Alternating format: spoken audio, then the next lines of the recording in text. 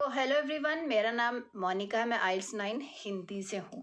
अगर आपको English explanation चाहिए तो आप आइल्स 9 पे ही जाओ, वहाँ you will get English explanation. Here I am going to explain only in Hindi. Hindi में ही बात होगी। तो चलते हैं। अभी 5 अक्टूबर आइल्स एग्ज़ाम जो हुआ था इंडिया और मेरे नेबरिंग कंट्री में, तो वहाँ पे ये रीडिंग पैसेज बच्चों ने बताया था। ठीक है, क्वेश्चंस कोई लास्ट के एक आधा कोई थोड़ा बहुत चेंज हो सकता है, उसमें कोई प्रॉब्लम नहीं है, बट ये रीडिंग का पैसेज यही था। True false not given and which section contains the following information, same था। ठीक है, अब मुझे रीडिंग पैसेज मिला है। मैं इस रीडिंग के टाइटल को समझने की कोशिश करूंगी। When the tulip bubble burst. Tulip bubble, tulip मुझे समझ में आ गया। ट्यूलिप एक फूल का नाम है, फ्लावर का नाम है। वो बबल बर्स्ट, ठीक है, कुछ स्टोरी होगी शायद। तो अब अगर आप सोचोगे मुझे इसका टाइटल नहीं समझ में आया, तो मैं थोड़ा सा इसको इंट्रोडक्शन पढ़ लेता हूँ। एक दो लाइन पढ़ लो, उससे ज़्यादा नहीं पढ़ना। अगर आप सोचते हो कि पहले मैं पूरा पैसेज पढ़ूंगा, देखो मैं आपको पैसेज पूरा दिखाती हूँ कितना बड़ा है।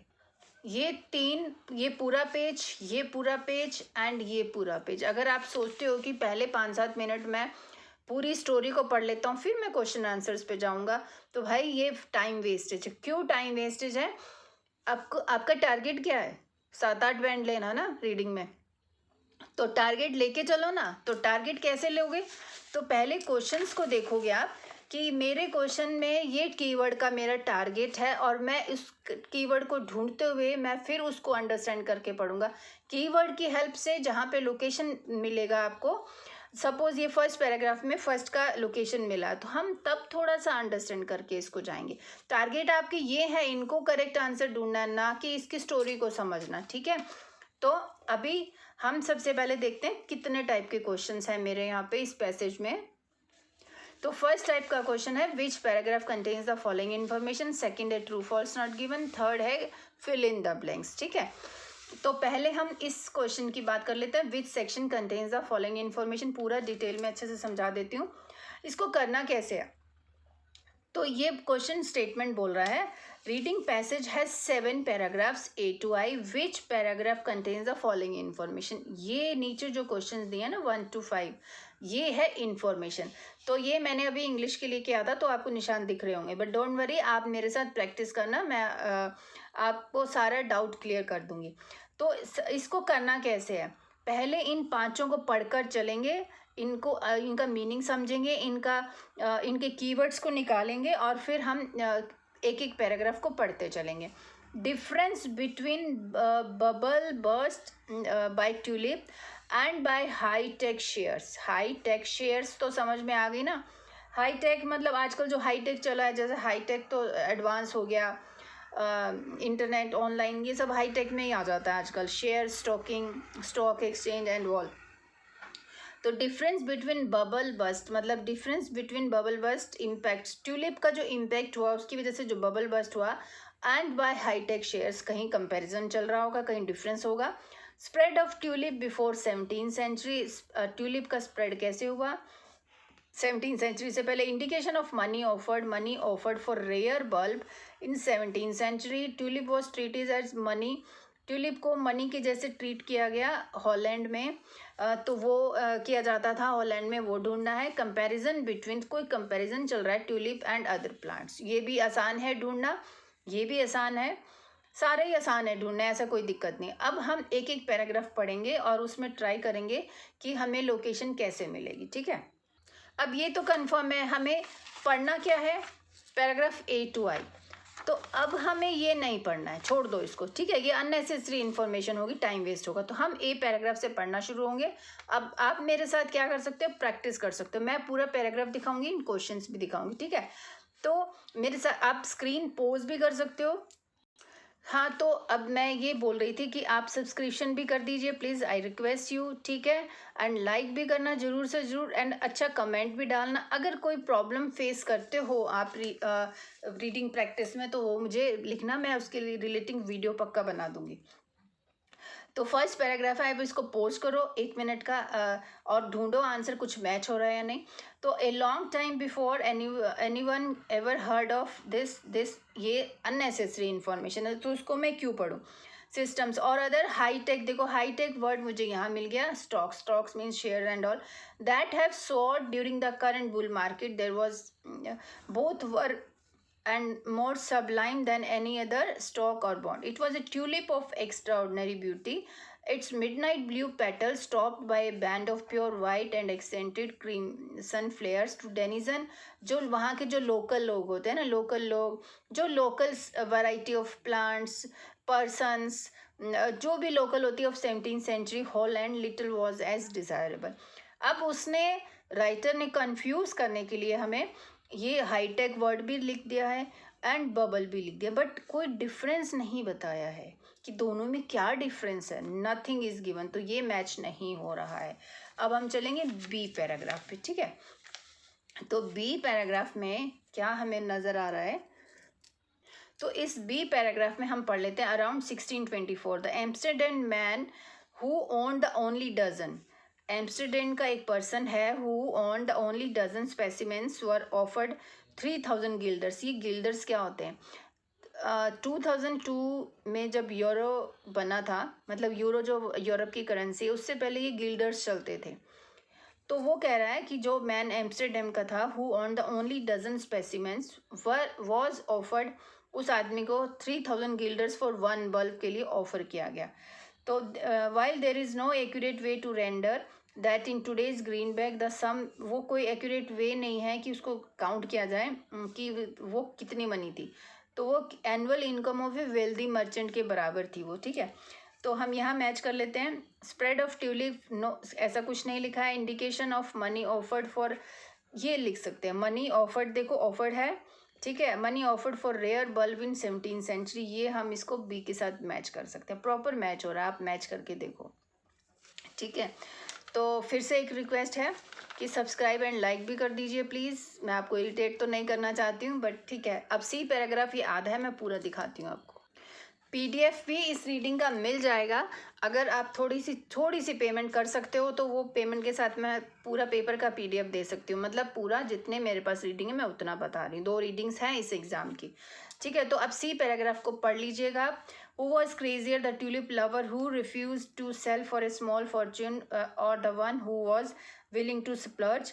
देखो आइल्स रीडिंग जब हम करते हैं तो हम अपनी वोकेबलरी को बहुत इंक्रीज़ कर सकते हैं. मैं लास्ट में बताऊँगी.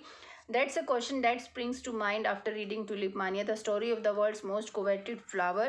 Extraordinary passions aroused by British journalists like Dash in recent years, as investors have intentionally forgotten about their learned in. मुझे तो कुछ मैच होता नज़र नहीं आ रहा, फिर भी आपको दिखा देती हूँ. आप थोड़ा अपना difference between bubble bast impact and high tech share, ये बात नहीं हो रही. Spread of tulips before 17th century, ऐसा भी नहीं है. Tulip was treated as money in Holland, ये भी नहीं लिखा है. Comparison between tulip and other plants, ऐसा भी नहीं लिखा है. तो हम चलेंगे अभी डी पैराग्राफ पे. तो मैं डी पैराग्राफ पूरा आपको दिखा रही हूँ. अब डी पैराग्राफ देखते हैं. The Dutch were not the first. Dutch कौन होते हैं? जो यूके और नीदरलैंड्स और उन कंट्रीज़ की तरफ जो अंग्रेज जो मतलब फॉरनर्स होते हैं, तो वो डच कहलाए जाते हैं. Were not the first to go to gaga over the tulip. वो कह रहे हैं डच पहले लोग नहीं थे जो ट्यूलिप को ले रहे थे. Long before the first tulip bloomed in, first tulip जब यूरोप में long before the first tulip bloomed in Europe in Bavaria, it turns out in 1559 the flower had enchanted the Persians and bewitched the rulers of Ottoman Empire. It means Europe से पहले जब first Europe में हुआ था Bloom, उससे पहले Persian and Ottoman empires के पास था. तो ऐसा तो कुछ नहीं है. अच्छा, हाँ, तो 17th सेंचुरी नहीं, spread of tulip before 17th century, this we can match. Tulip कैसे यहाँ से पहले आप यहाँ पे हमें मिल रहा था, तो हम इसके लिए हम डी लगा सकते हैं क्योंकि यही एक मैच हो रहा है और कुछ नहीं मैच हो रहा. अब ई नंबर पैराग्राफ पे चलते हैं. Holland in the early Holland यहाँ दिया देखो. In the early 17th century was embarking on its golden age. Resources that had just a few years earlier gone towards fighting for independence from Spain now flowed into commerce. ठीक है, उसके बाद है Spain now flowed. Amsterdam merchants were at the center of liquid east, where a single voyage could yield profits. They displayed their success by erecting grand estates surrounding by flower gardens. The Dutch population seemed done. ऐसा कुछ match हो रहा है क्या? देखो अभी आप difference between ये भी नहीं है, स्प्रेड ये हम कर चुके हैं, ये भी कर चुके। Tulip was treated as money in Holland. तो ऐसा तो नहीं लिखा है इसमें कि tulip was treated as money in Holland, ये भी ऐसा मुझे मैच नहीं होता नज़र आ रहा है। ठीक है, अभी हम एफ पैराग्राफ पढ़ लेते हैं।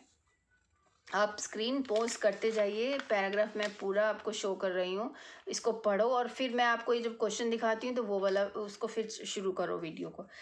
Enter the tulip, it is impossible to comprehend the tulip mania without understanding that just how tulips were from every how different tulips were from every other flower known to horticulture in 17th century. देखो इतना पढ़ने के बाद क्या आपको लग रहा है कि आपको आगे पढ़ना चाहिए? क्योंकि यहाँ how different tulips were from every other flower, देखो कैसे उसने लिखा डिफरेंट, ये कंपैरिजन शुरू हो गया। फिर भी थोड़ा पढ़ते हैं। The colours they exhibited were more intense and concentrated than those of ordinary plants. ठीक है, तो comparison made between tulip and other plants, हम इसको एफ के लिए सेलेक्ट कर लेंगे। इतना कुछ मिल गया, अब आगे नहीं पढ़ना है। ठीक है, अब आगे चलते हैं नेक्स्ट पैराग्राफ पे। अब ये जी पैराग्राफ मैंने आपको पूरा शो किया है, अब आप देख सकते हो। एक बार स्क्रीन पॉज कर लीजिए एंड फिर उसके बाद मैं क्वेश्चंस दिखा दूंगी। मैं भी पढ़ती हूँ। Bulb prices rose steadily throughout 1630s, ever more speculators into the market, weavers and farmers mortgaged what they could raise to bulb prices, tulip के बल्ब प्राइजेस जो है रोज हो गए। As ever speculators in the market, weavers and farmers mortgaged whatever they could raise, they could to raise cash to begin trading. In 1633 farm house in changed hands for 3 rare and, देखो क्या बोल रहा है ये, यही बोल रहा है ना कि ये इसके प्राइस बहुत बढ़ गए थे, लोग इसको बेचकर पैसे कमा रहे थे। फार्म हाउस जो था एक changed hands for rare 3 rare bulbs. Garbage could be sold off, often for hundreds of guilders. A future market for bulbs existed and tulips could be, traders could be found conducting their business in hundreds of Dutch taverns. Tulip mania reached its peak during the winters of this, when some bulbs were changing hands 10 times in a day. ठीक है, तो हम इसको पढ़ के ये idea लगा सकते हैं कि यहाँ पे tulip was treated as money in Holland. So G number हम इस, बिकॉज पूरा ये हॉलैंड की ही बात कर रहे हैं। पिछले पैराग्राफ में भी इन्होंने हॉलैंड की ही बात की थी। ठीक है, अब एच पे आते हैं, नेक्स्ट पैराग्राफ देखो ना। All told the flowers brought in nearly 53,000 guilders. So guilders मैंने जो बताया, अच्छा यहाँ से पढ़ सकते हो आप एग्जाम्पल कि कैसे किसी के फादर ने जो प्रॉपर्टी छोड़ी थी वो in the form of tulips, ये ट्यूलिप बल्ब्स के, तो वो उसको सेल करके देखो उसको कितने पैसे मिले, ये लिखा है यहाँ। अब एच पढ़ लेते हैं। अभी हमारे पास बचा है only 1।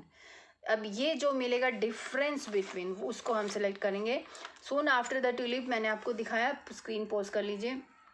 Crashed utterly speculator, it began in Harlem at a routine bulb auction, where for the first time the greater fool refused to show up and pay. Within days, panic had spread across the country. Despite the efforts of the traders to prop up demand, the market for tulips evaporated. Market for tulips जो गायब हो गई। Flowers that had commanded 55,000 guilders a few weeks before now fetched 100 that amount. Tulip mania is not without flaws. ठीक है, migration नहीं, यहाँ पे तो कोई difference between high tech shares and tulip के नहीं लिखा। अब I'll reading tips and tricks यही रहेंगे कि अब एक ही पैराग्राफ बचा, पूरा हमने सारे पैराग्राफ पढ़ा, तो हम ये लगा देंगे आई। बट वीडियो बना रहे हैं, थोड़ा एक्सप्लेनेशन चल रही है, तो हम इसको देखते हैं कहाँ पे क्या लिखा है। ट्यूलिप मानिए डिफर्ड, ये देखो मैंने डिफर्ड का अंडरलाइन किया हुआ है, तो डिफरेंस है डिफर्ड इन 1। ट्यूलिप मानिया मतलब उसका जो बबल बस्ट हुआ, अब लगा लो थोड़ा आइडिया, यही चल रहा है। In one crucial aspect from .com craze that grips our attention today. .com जो है ये हाईटेक हो गया। शेयर्स कहाँ है? स्टॉक एक्सचेंज, देखो नीचे आ गया। Even at its height the Amsterdam stock exchange well established in 1630 wouldn't touch tulips को वो टच नहीं कर पाया। The speculation in tulip bulbs always existed. तो स्पेकुलेशन जो चलता है ना, जो सट्टा लगा लो या कुछ भी लगा लो, always existed at the margins of Dutch economic life. तो मतलब ये इसका इम्पैक्ट है। एंड हाईटेक शेयर्स, इसके बीच में डिफरेंस दोनों के बीच में है, तो हम इसको ये सेलेक्ट कर लेंगे। ठीक है, तो अब हम चलते हैं ट्रू फॉल्स नॉट गिवन। इसी रीडिंग का अगला क्वेश्चन है ट्रू फॉल्स नॉट गिवन। तो 1624 मुझे एम्स्टरडैम भी हमने पढ़ा था किसी पैराग्राफ में, ये लोकेशन हमें पता है। अब फ़ायदा ये होगा कि आगे वाले क्वेश्चंस की लोकेशन हमें पता है, ऑलमोस्ट हमें थोड़ी थोड़ी समरी पता है। ठीक है, अब ट्रू फॉल्स नॉट गिवन करने का क्या तरीका है? ऑफ कोर्स ये इसका जो इंस्ट्रक्शन है उसको पढ़ना इंपॉर्टेंट है। इसका मतलब है जो ये स्टेटमेंट है, ये इसका मतलब, इसका मीनिंग एंड जो ये स्टेटमेंट जो हमें पैराग्राफ में मिलेगी, उन दोनों का मीनिंग सेम होना चाहिए।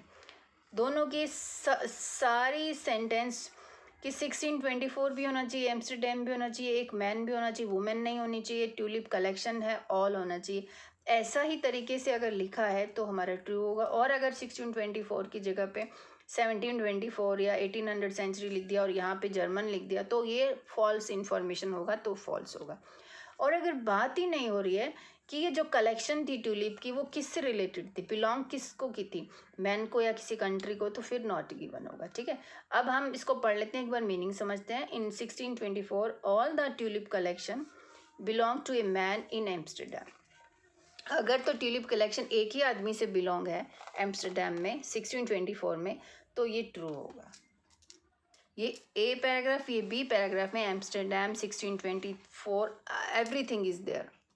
तो यहाँ देखो, अभी मैंने आपको क्वेश्चन दिखाया, हाँ प्लीज़ सब्सक्राइब एंड लाइक भी कर दीजिए। तो ट्रू फॉल्स नॉट गिवन में हमें लोकेशन मिल गई है 1624 एम्स्टरडैम, और मैन भी मिल गया। Who own the only dozen specimens were offered 3000 guilders for one bulb. All the tulip collection belong to a man. तो यस, एम्स्टरडैम में एक पर्सन था जिसके पास ओनली डजन, एक दर्जन स्पेसिमेन थे इस ट्यूलिप के। ट्यूलिप की ही बात हो रही है, तो वो वन बल्ब लिखा है ना, 3000 गिल्डर्स फॉर वन बल्ब। तो all collection belong to a man. Yes, एक ही आदमी को बिलोंग था। अब आप पूछोगे ऑल लिखा है यहाँ तो ओनली लिखा है, तो भाई एक आदमी के पास, जिसके पास सिर्फ 12 थे, वो एक उसी के थे। तो all the tulip collection belong to a man, तो ये ट्रू हुआ। सिर्फ इतनी सी बात बतानी कि कलेक्शन जो थे ऑल ट्यूलिप से कितने थे, 12, सिर्फ 12 थे, वो एक ही आदमी के थे, तो ये ट्रू होगा ना। फिर ये लोकेशन है, आप ये क्वेश्चन आप इसको पढ़ लीजिए। 7th, tulip was first planted in Holland according to this passage. अगर ट्यूलिप सबसे पहले हॉलैंड में प्लांट किया गया तो ये क्या होगा, ट्रू होगा। और अगर ट्यूलिप किसी और कंट्री में उससे भी पहले कहीं प्लांटेड था तो फॉल्स होगा। और अगर बात ही नहीं होगी कि फर्स्ट प्लांट उसको कहाँ लगा था, तो फिर वो नॉट गिवन होगा। तो हमने एक जगह पढ़ा था कि हाँ, वो उस पैराग्राफ में था ना, यस, यहाँ डी पैराग्राफ में देखो, हम पढ़ चुके हैं इसलिए मेरे को याद है लोकेशन, कि Dutch were not the first to go gaga over the tulip long before the first tulip bloomed in Europe. It turns out in 1559 the flower had enchanted the Persian and bewitched rulers of the Ottoman. So of course आपको लग रहा होगा कि first planted, ये नहीं लिखा है, ये पैराफ्रेजिंग करके लिखा है कि फर्स्ट फ्लावर, फर्स्ट तो लिखा है ना कि यूरोप में फर्स्ट फ्लावर ब्लूम करने से पहले ये यहाँ पे भी था, तो इसका मतलब ये हुआ हमारा फॉल्स। ठीक है, ये हुआ फॉल्स। अब चलते हैं 8th क्वेश्चन पे। Popularity of tulip in Holland was much more higher than any other countries in the 17th century. देखो, तो 17th century यहाँ है, हॉलैंड यहाँ है।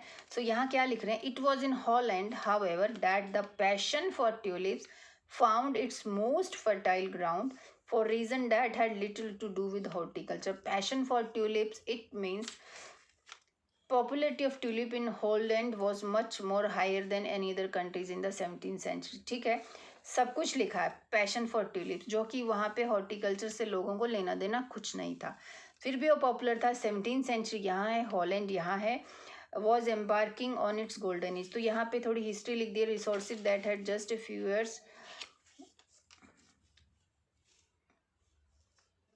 ठीक है, तो ये अपना यहाँ पे ये लोकेशन एग्जैक्ट यहाँ से लेकर यहाँ तक पढ़ो कि 17th सेंचुरी के बारे में यहाँ बात हो रही है, बट सेंटेंस का एक्चुअल लोकेशन ये है।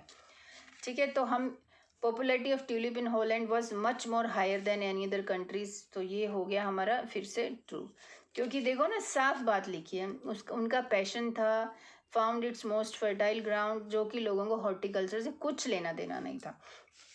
Holland was the most wealthy country in the world in 17th century. 17th century यहाँ है, और अगर वो मोस्ट वेल्दी कंट्री था उस समय तो ट्रू होगा, और अगर वो कोई और वेल्दी कंट्री था उस समय 17th सेंचुरी में तो फिर फॉल्स होगा, और अगर लिखा ही नहीं है कि हॉलैंड वेल्दी कंट्री था या नहीं था तो फिर नॉट गिवन। ठीक है, 17th सेंचुरी हम यहाँ पे हैं, पर वैसे मैंने तो पढ़ा नहीं है, बट देख लेते हैं 17th सेंचुरी के बारे में। यहाँ लिखा है, यहाँ आप चेक करो कहीं पे आपको मिल रहा है लोकेशन।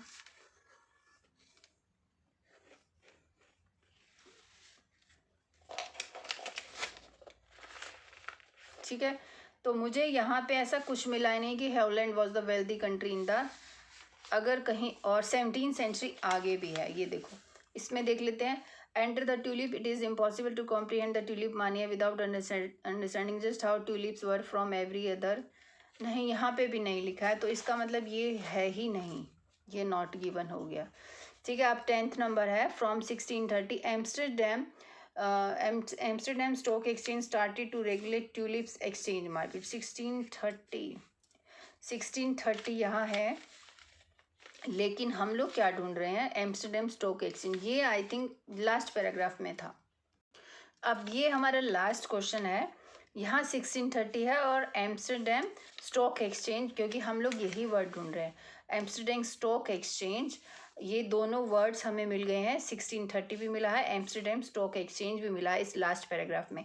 तो हमें क्या करना है, started to regulate tulips exchange market. तो in 1630 Amsterdam stock exchange started to regulate tulip exchange, तो रेगुलेट करने लगा था ये स्टॉक एक्सचेंज मार्केट। अगर तो स्टॉक एक्सचेंज मार्केट ने रेगुलेट किया था ट्यूलिप मार्केट को तो फिर येस होगा, ट्रू होगा, और अगर नहीं किया तो नो होगा। ठीक है, तो even at its height Amsterdam stock exchange well established in 1630 wouldn't touch tulips, मतलब टच नहीं किया। यहाँ तो बोला है कि स्टार्टेड टू रेगुलेट, तो फॉल्स इंफॉर्मेशन है। फिर भी आप इस लोकेशन को देखो, आगे भी कुछ कह रहा है, the speculation tulip bulbs always existed at the margin of Dutch economic. तो मतलब ये वुडन टच लिखा है, तो मतलब वो टच नहीं कर रहा था, मतलब वो अभी तक स्टार्ट नहीं किया था उसको रेगुलेट करना।